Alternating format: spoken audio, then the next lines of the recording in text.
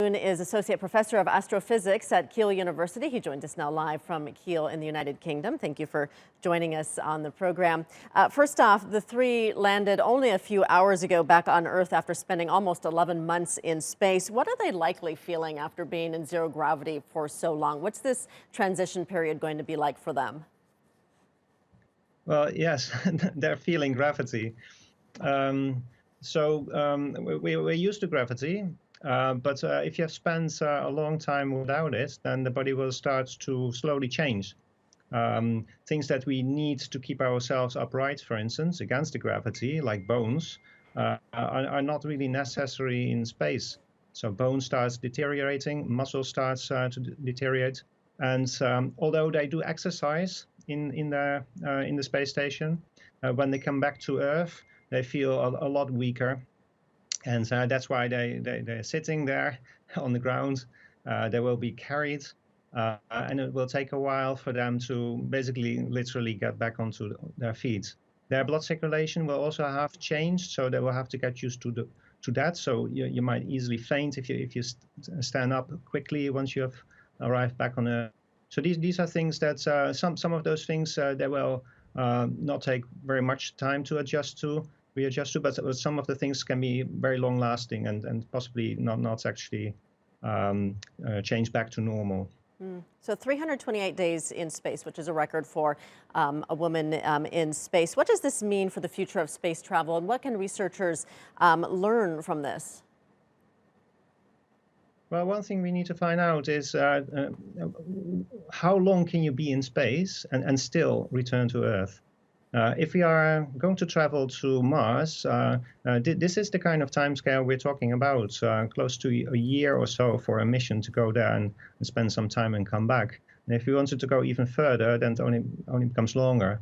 So if you do want to come back to Earth, then we have to understand the impact on the human body. So 328 days is a long time. So they, of course, have also monitored the changes during that time.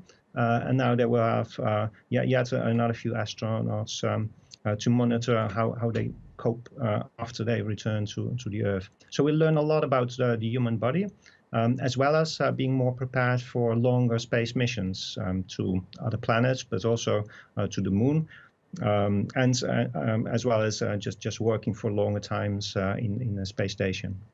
Christina Koch has 288,000 followers on Instagram. Clearly, there's a lot of interest in her and what she's doing for NASA. You know, we always hear about how young people aren't interested in science, but obviously a lot of young people use Instagram. What do you think this says about the interest in space travel and potentially about the future of, future scientists, people who are on Instagram now who might become astronauts in the future? Yes, so these are not superhuman beings. This is a first myth. These are just ordinary people who have just studied hard, worked hard, got selected, trained, and then went to become an astronaut. So it is something that's in principle achievable by any ordinary person that's watching this and following them. But of course, we also know that not many young people actually choose to study physics or engineering, like Christina has done. And in particular, for some reasons, women choose to study physics and engineering typically less than men do. So this sets a very good example for especially girls and women to also pursue these routes, because they are also available to them. And women can be very successful in very technical jobs, which sometimes are seen as male-dominated, but there's no real reason why that should be. And next week we mark the United Nations International Women and Girls in Science Day, so this is quite timely as well. All right, she certainly is an inspiration for a lot of people out there. Jacco van Loon, thank you so much for joining us today.